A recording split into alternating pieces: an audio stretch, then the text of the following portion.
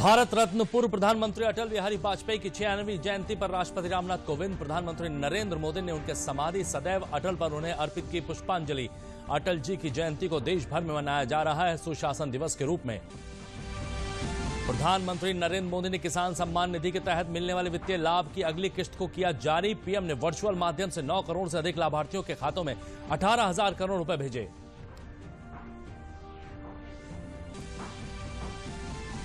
मुख्यमंत्री योगी आदित्यनाथ ने लखनऊ स्थित लोक भवन में पूर्व प्रधानमंत्री अटल बिहारी वाजपेयी की प्रतिमा पर श्रद्धांजलि अर्पित की। मौके पर मौजूद भाजपा के प्रदेश अध्यक्ष स्वतंत्र देव सिंह ने कहा, अटल जी ने पूरा जीवन देश को किया समर्पित। और विश्व भर में आज पूरे उत्साह के साथ मनाया जा रहा है क्रिसमस का त्योहार। गिरजाघरों को विशेष तौर पर सजाया गया। कोरोना के चलते लोग सामाजिक दूरी के नियमों का पालन करते हुए मना रहे हैं इस त्योहार को। नमस्कार, मैं हूं विजय श्रीवास्तव और क्रिसमस की हार्दिक शुभकामनाओं के साथ समाचार विस्तार से हैं। आज पूर्व प्रधानमंत्री अटल बिहारी वाजपेयी जी की 96वीं जयंती है।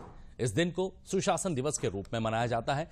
इस मौके पर राष्ट्रपति रामनाथ कोविंद ने आज नई दिल्ली स्थित उनकी समाधि सदैव अटल पर उन्हें पुष्पांजलि अर्पित की।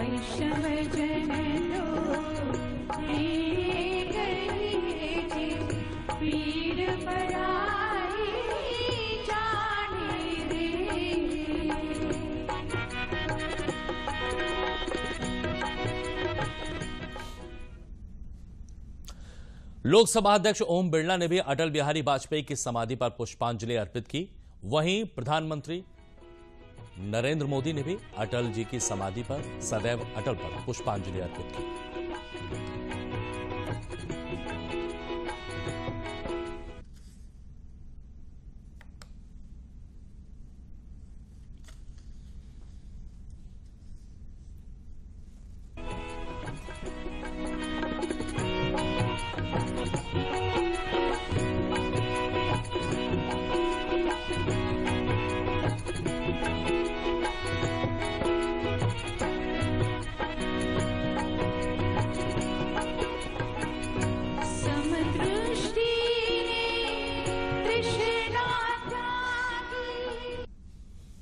पूर्व प्रधानमंत्री अटल बिहारी वाजपेयी जी की जयंती के अवसर पर लोकसभा अध्यक्ष ओम बिरला ने आज संसद के केंद्रीय कक्ष में उन्हें पुष्पांजलि अर्पित की।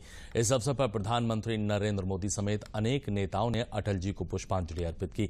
पीएम मोदी ने Atal Bihari Vajpayee in parliament a commemorative volume नामक पुस्तक का भी विमोचन किया। इस वाजपेयी जी के जीवन और कार्यों के बारे में जानकारी के साथ साथ संसद में दिए गए उनके कुछ प्रसिद्ध भाषण भी शामिल हैं। पुस्तक में अटल बिहारी वाजपेयी जी के सार्वजनिक जीवन से संबंधित कुछ दुर्लभ फोटो भी दिए गए हैं।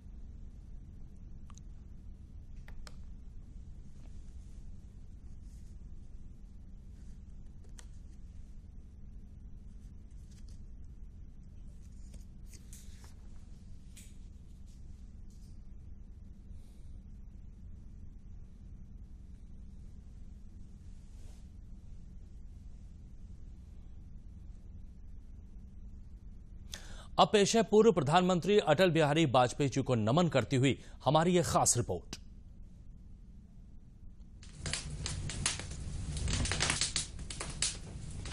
आहुति बाकी यज्ञ अधूरा, अपनों के विघ्नों ने घेरा, अंतिम जय का वज्र बनाने नवदधीच हड्डियां दलाए। आओ फिर से दिया जलाए, आओ। अंधेरा छटेगा, सूरज निकलेगा, कमल खिलेगा। एक महान देशभक्त, ओजस्वी वक्ता और कवि, चेहरे पर हर वक्त एक मुस्कान लिए वाजपेयी जी की नीति, नियत और निष्ठा ऐसी थी कि विरोधी भी उनके आगे कुछ नहीं बोल पाते। उन्होंने अपने जीवन काल में एक ऐसे भारत का सपना देखा जिसकी बुनियाद भी उन्होंने ही रखी। उन्होंने कहा था, मैं ऐसे भारत का सपना देखता हूँ जो समृद्ध और मजबूत है, ऐसा भारत जो दुनिया के महान देशों की पंक्ति में खड़ा हो। मध्य प्रदेश के ग्वालियर में जन्मे अटल बिहारी वाजपेयी के पास 40 सालों से ज्यादा समय का संसदीय अनुभव था। ग्वालियर के विक्टोरिया कॉलेज से स्नातक करने के बाद उन्होंने कानपुर के डीएवी कॉलेज से राजनीति शास्त्र में परास्नातक की डिग्री हासिल की। राष्ट्रधर्म, पांचजन्य के अलावा स्वदेश और वीर अर्जुन जैसे अखबारों का संपादन किया। मेरी 51 कविताएं, संकल्प काल, शक्ति से शांति, 4 डिकेड्स इन पार्लियामेंट, मृत्यु या हत्या, अमर बलिदान, कैदी कविराज की कुंडलियां, new dimensions of India's foreign policy जैसी कई किताबें लिखी।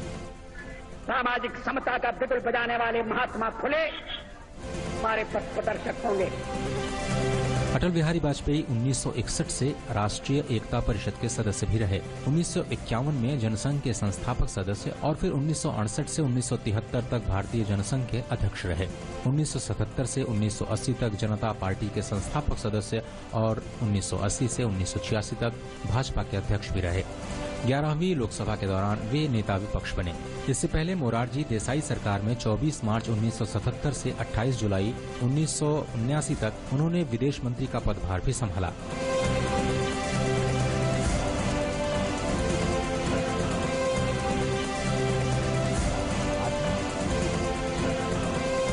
उन्नीस और 1986 में 2 बार राज्यसभा के सदस्य भी रहे।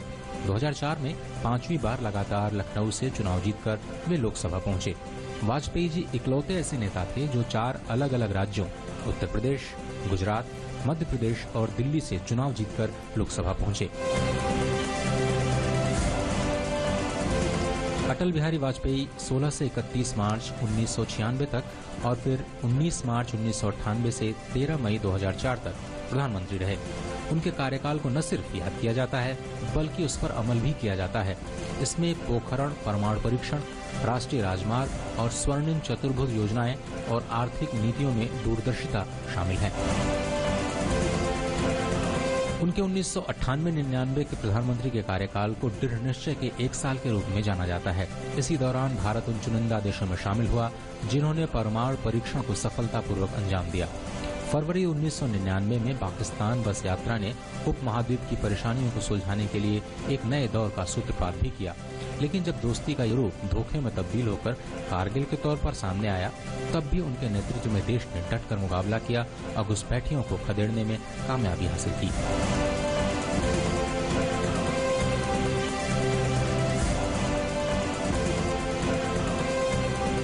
वाजपेयी जी को देश की अभूतपूर्व सेवा करने के लिए 1992 में पद्म विभूषण से सम्मानित किया गया था। उन्हें लोकमान्य तिलक पुरस्कार, सर्वश्रेष्ठ संसद सदस्य जैसे पुरस्कार भी मिले। 1993 में कानपुर विश्वविद्यालय से उन्हें मानद डॉक्टरेट की उपाधि भी मिली। मार्च 2015 में उन्हें भारत के सर्वोच्च नागरिक सम्मान भारत रत्न की उपाधि से नवाजा गया।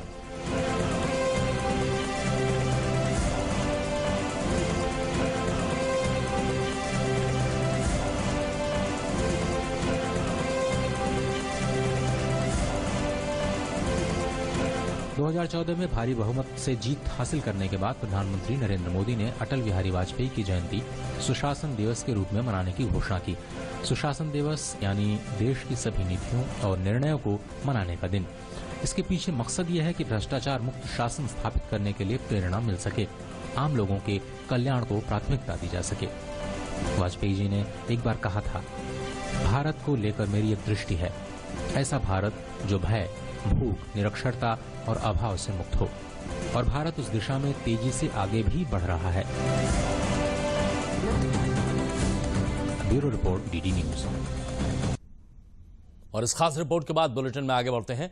हापुड़ जनपद में केंद्रीय रेल मंत्री पीयूष गोयल ने अटल बिहारी वाजपेयी की जयंती पर प्रधानमंत्री किसान सम्मान निधि कार्यक्रम में भाग लिया। हापुड़ पहुंचने पर भाजपा के कार्यकर्ताओं द्वारा केंद्रीय मंत्री पीयूष गोयल का जोरदार स्वागत किया गया। इस अवसर पर श्री गोयल ने किसानों से बात की और उन्हें कृषि विधेयक के बारे में जानकारी दी। उन्होंने कृषि विधेयक से होने वाले फायदे के बारे में किसानों को जानकारी दी।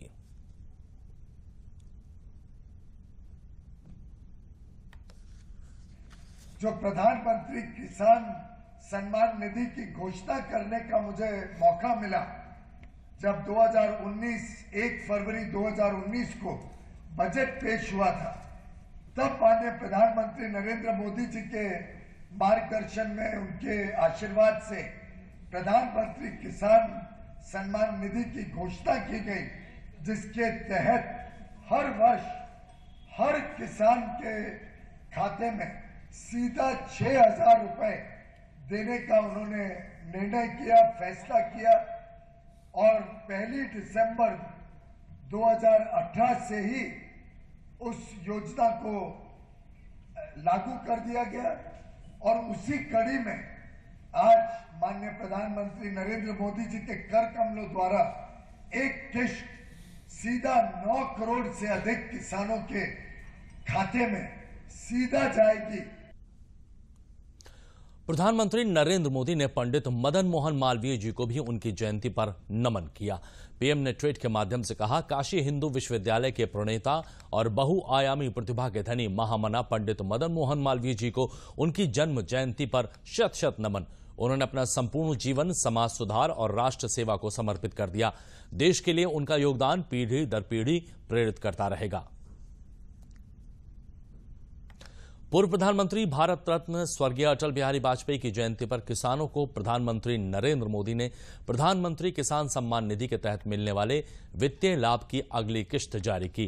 प्रधानमंत्री मोदी ने वीडियो कॉन्फ्रेंसिंग के जरिए एक बटन दबाकर 9 करोड़ से अधिक लाभार्थियों के खातों में 18,000 करोड़ रुपया ट्रांसफर कर दिया। इसके बाद उत्तर प्रदेश सहित 6 राज्यों के किसानों के साथ संवाद भी किया। प्रधानमंत्री नरेंद्र मोदी ने किसानों को संबोधित करते हुए कहा कि आज 18,000 करोड़ रुपए से अधिक रुपए सीधे किसानों के खातों में जमा किए गए हैं। न कोई बिचौलिया था, न कोई कमीशन लिया गया। प्रधानमंत्री ने कहा कि गांव गरीब के विकास को अटल जी ने हमेशा प्राथमिकता दी है।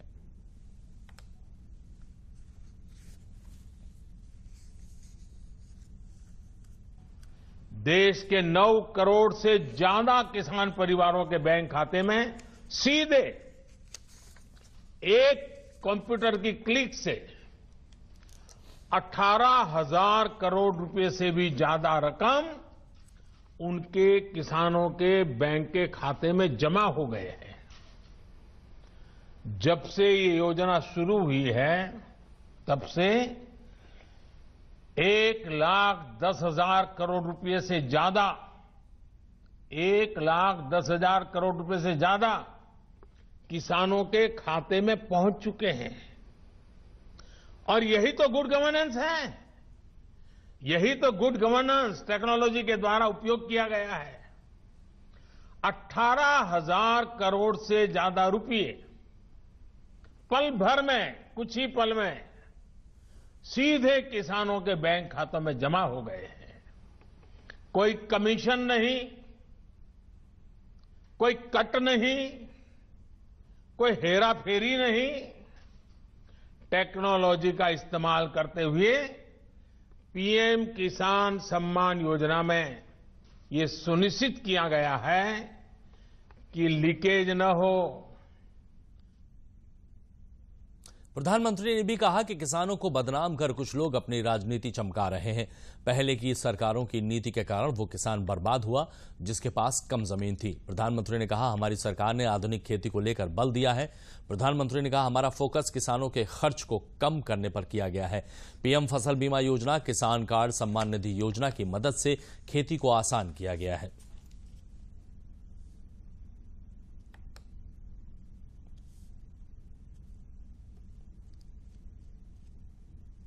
ये लोग अखबारों और मीडिया में जगह बनाकर राजनीतिक मैदान में खुद के जिंदा रहने की जड़ी बूटी खोज रहे हैं। लेकिन देश का किसान उनको पहचान गया है। अब देश का किसान उनको ये जड़ी बूटी कभी देने वाला नहीं है। कोई भी राजनीति, लोकतंत्र में राजनीति करने का उनको हक है, हमें इसका विरोध नहीं है। लेकिन निर्दोष किसानों की जिंदगी के साथ न खेलें, उनके भविष्य के साथ खिलवाड़ न करें, उन्हें गुमराह न करें, भ्रमित न करें। साथियों, ये वही लोग हैं जो बरसों तक सत्ता में रहे। इनकी नीतियों की वजह से देश की कृषि और किसान का उतना विकास नहीं हो पाया जितना उसमें सामर्थ्य था। केंद्रीय मंत्री स्मृति ईरानी ने आज अमेठी में किसानों को संबोधित करते हुए कहा कि राहुल गांधी जनता को बरगलाने का काम कर रहे हैं। उनके शासनकाल में किसान खाद के लिए लाठी खा रहे थे। सम्राट साइकिल के किसानों की जमीन पर आज भी गांधी परिवार का कब्जा है। अमेठी में जो भी विकास हुआ वो मोदी और योगी की सरकार के समय में किए गए। कृषि केंद्र, केंद्रीय विद्यालय, धान खरीद, गेहूं खरीद का काम इसी सरकार में हुआ है। अमेठी के किसानों को गेहूं खरीद में 55 करोड़, धान की खरीद में 60 करोड़ रुपए दिलाए गए हैं। आज मैं आभार व्यक्त करती हूं देश के प्रधानमंत्री जी को। साल 2014 में हम अमेठी की लोकसभा सीट नहीं जीते थे, लेकिन वचनबद्ध थे अमेठी की जनता के प्रति कि आपकी हर चुनौती का समाधान हम आपको प्रेषित करेंगे। और 15 दिन में सांसद न होते हुए भी खाद की रैक पहुंचाने का काम अगर किसी ने किया तो मोदी की सरकार ने किया। ये बात आज मैं इसलिए दोहराती हूं क्योंकि आज देश भर में किसानों को झूठ बोलकर बरगलाने वाला अगर कोई पाप कर रहा है तो अमेठी का वह पूर्व सांसद राहुल गांधी कर रहा है। अमेठी का एक किसान जानता है कि खाद के संदर्भ में अमेठी की किसान की क्या दुर्गति होती थी। लाइन लगती थी खाद की दुकान के बाहर और पुलिस से लाठीचार्ज करवाया जाता था अमेठी के किसानों पर। यह भूला नहीं है अमेठी का किसान। और तब लाठीचार्ज किया जाता था जब देश में सत्ता कांग्रेस पार्टी की थी। तब अमेठी की जनता पर लाठीचार्ज करवाया जाता था खाद के लिए जब सांसद राहुल गांधी थे। भारतीय जनता पार्टी आज देश भर में भारत रत्न पूर्व प्रधानमंत्री स्वर्गीय अटल बिहारी वाजपेयी की जयंती को सुशासन दिवस के रूप में मना रही है। अटल बिहारी वाजपेयी की 96वीं जयंती पर मुख्यमंत्री योगी आदित्यनाथ ने लोक भवन में उनकी प्रतिमा पर पुष्प अर्पित किए। मुख्यमंत्री योगी आदित्यनाथ ने इस अवसर पर अटल बिहारी वाजपेयी की प्रतिमा पर माल्यार्पण भी किया और उनको श्रद्धांजलि अर्पित की।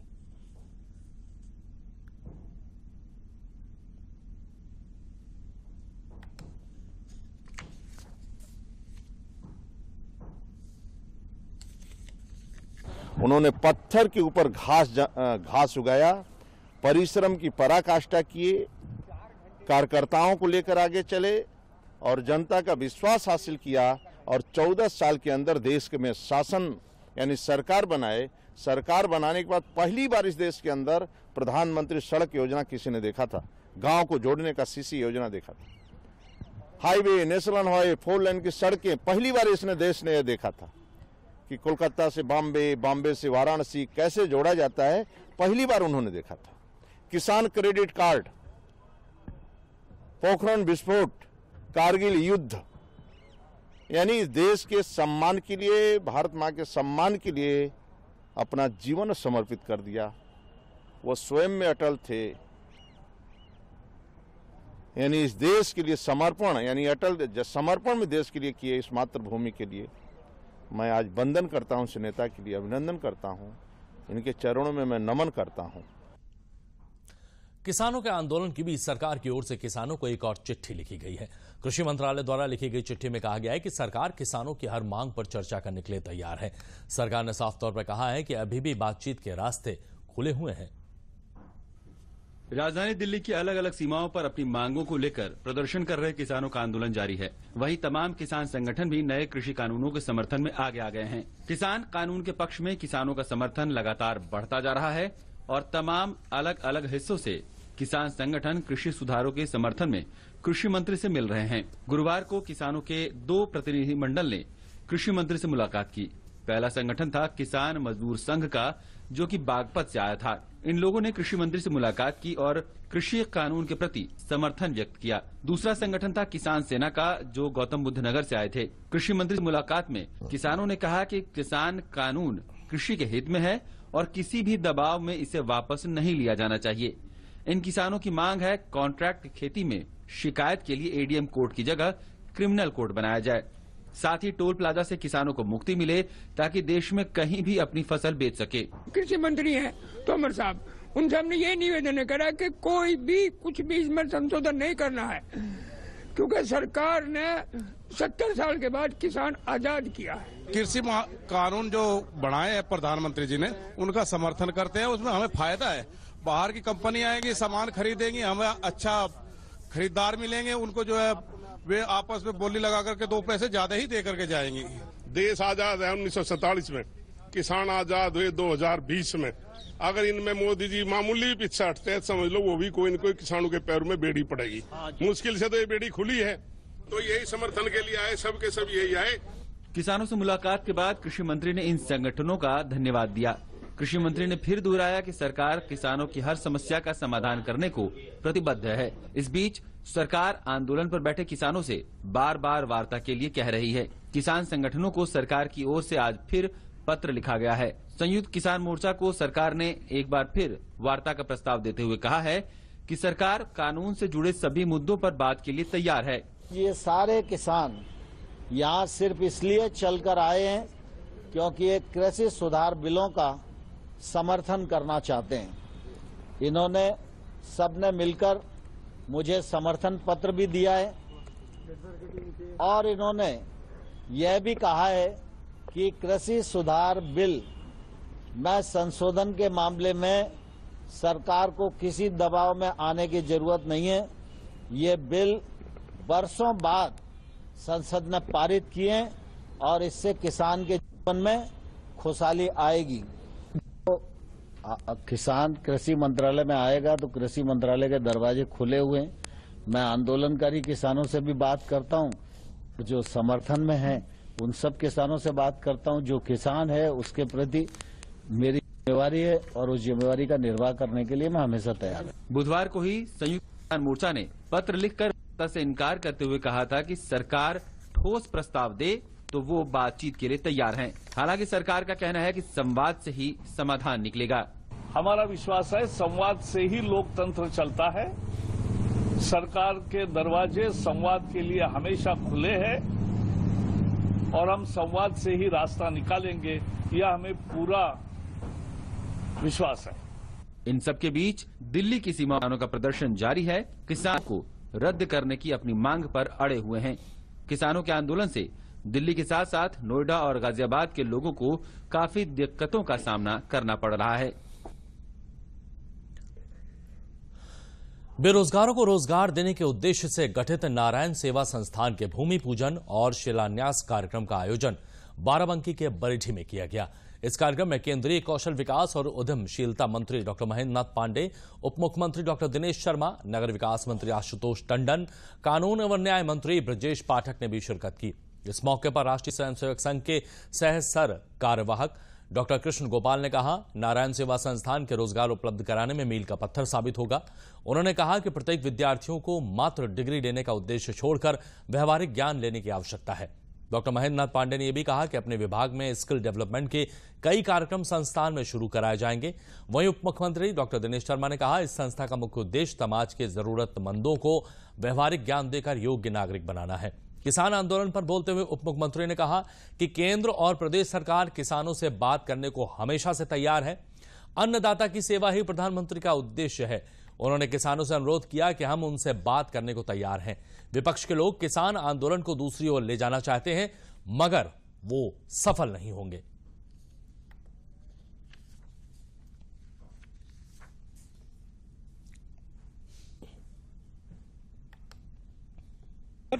और प्रधानमंत्री जी ने इस बात का भी उल्लेख किया है कि जो हमारे कृषि मंत्री ने चिट्ठी लिखी है इसमें सभी समस्याओं का उल्लेख आया है। किसान भाई उसे पढ़ें और वार्ता के लिए आए। सरकार पूरी तरीके से किसानों की समस्या को निर्मूल उनको पूरी समाप्त करने के लिए तैयार है और किसानों से वार्ता के लिए भी तैयार है। आज क्रिसमस है। दुनिया भर में क्रिसमस का त्योहार पूरे उत्साह के साथ मनाया जा रहा है। दुनिया के तमाम देशों में क्रिसमस के जश्न की शुरुआत हो चुकी है। गिरजाघरों को खासतौर पर रोशनी से सजाया गया है। गिरजाघरों में विशेष प्रार्थना सभा का भी आयोजन किया गया है। हालांकि कोरोना के चलते चर्च में भीड़ काफी कम है और लोग सामाजिक दूरी के नियमों का पालन करते हुए इस त्योहार को मना रहे हैं। कोरोना महामारी के चलते कई देशों में क्रिसमस तक लॉकडाउन भी लगा हुआ है, तो वहीं सुरक्षा के लिहाज से कई क्रिसमस पार्टी पोप पर भी पाबंदी लगी गई है। ऐसे में क्रिसमस फेस्टिवल का रंग कुछ अलग ही देखने को मिल रहा है। देश में क्रिसमस के जश्न की शुरुआत हो गई है। तमाम शहरों में चर्च रोशनी में नहा रहे हैं। लोग चर्च में प्रार्थना करते हुए दिखाई दे रहे हैं। साथ ही सेंटा ने बच्चों को भी गिफ्ट दिए।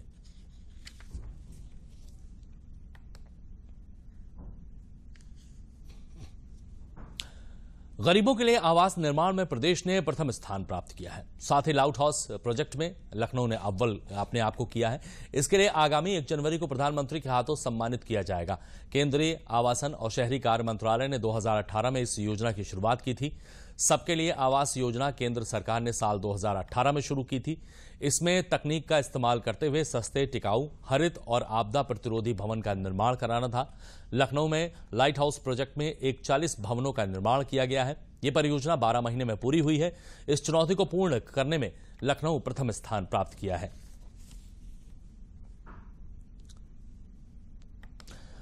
आर्थिक मंदी से गुजर रहे विश्वविख्यात लखनवी चिकन और जरदोजी उद्योग के व्यापारियों ने सरकार से मदद की गुहार लगाई है।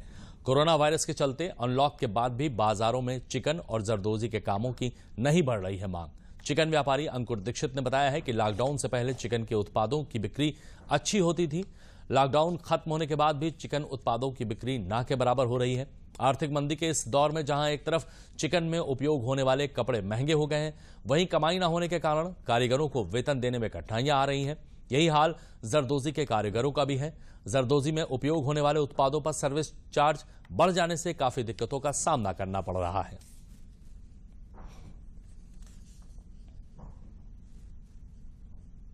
हम लोग चाहते हैं कि कुछ सरकार की तरफ से या स्टेट गवर्नमेंट से या सेंट्रल गवर्नमेंट से कोई मदद मिले हम लोगों को, क्योंकि इस समय हम अपने वर्करों को सैलरी भी नहीं दे पा रहे हैं। जो सैलरी पहले देते थे उससे कम सैलरी दे पा रहे हैं। उसके अलावा जो सैलरी अब दे रहे हैं वो भी देने में असमर्थ हैं। इस समय हम लोगों की जो है जहाँ से प्रोडक्शन होता है, हम लोग का जो मिलों से कपड़ा आता था उन मिलों में सब लेबर चली गई है, जिसकी वजह से पर मीटर पे 8 से 10 रुपये मीटर जो है कपड़े का रेट भी बढ़ गया है, प्लस और कपड़ा भी नहीं मिल पा रहा है। दोनों ही समस्या है हम लोगों के आगे। कोरोना आने से पहले हम लोग की 200 रुपये फीस 200 रुपये कमा लेते थे, और आज जो है लॉकडाउन खत्म होने के बावजूद हम लोग के सिर्फ 100 रुपये कमा पाते हैं, जिससे बच्चों की फीस भरना काफ़ी प्रॉब्लम हो रहा है, उनको खिलाना पिलाना, यहाँ तक कि हम लोग को किराया देने में भी मुश्किल हो रहा है। वहाँ से हम लोग घर से यहाँ अपनी फैक्ट्री पैदल चल के ही आते हैं। इसमें काफ़ी हम लोग को काफ़ी प्रॉब्लम हो रही है। सरकार से हाथ जोड़ के रिक्वेस्ट कर रही हूँ कि प्लीज़ इस पे ध्यान दें कि हम लोग की जो है सारे चिकन जितना मतलब माल है सब बिकना चाहिए, हम लोग की आर्थिक स्थिति सही हो। जब से लॉकडाउन, मेरा नाम आशिक अली है, आरी काम करते हैं हम। जब से लॉकडाउन चालू हुआ है काम के हालात इतने बुरा हो गए हैं। इस समय काम जब लॉकडाउन से पहले 200 रुपये का काम होता था, इस समय 100 रुपये का काम हो रहा है। लॉकडाउन खुलने के बाद इस समय हालात इतने ख़राब हो गए, और मालिक को भी पैसा नहीं मिल रहे हैं। मालिक कहाँ कारीगरों को दे।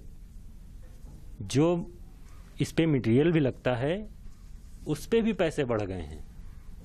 जो मटेरियल मिलता था मान के चलिए 200 रुपये का, वो सर्विस चार्ज लगा के 300 रुपये हो गए उसके। तो इससे भी बहुत ज़्यादा फर्क पड़ रहा है। और बुलेटिन के अंत में प्रमुख समाचार एक बार फिर।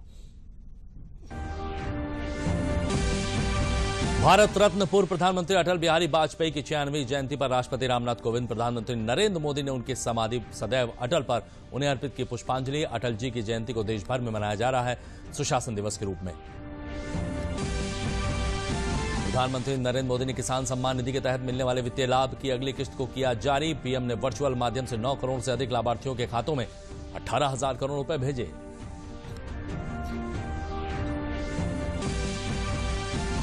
मुख्यमंत्री योगी आदित्यनाथ ने लखनऊ स्थित लोक भवन में पूर्व प्रधानमंत्री अटल बिहारी वाजपेयी की प्रतिमा पर श्रद्धांजलि अर्पित की। मौके पर मौजूद भाजपा के प्रदेश अध्यक्ष स्वतंत्र देव सिंह ने कहा, अटल जी ने पूरा जीवन देश को किया समर्पित।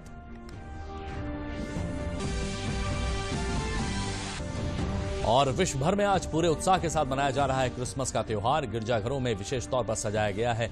कोरोना के चलते लोग सामाजिक दूरी के नियमों का पालन करते हुए मना रहे हैं इस त्योहार को।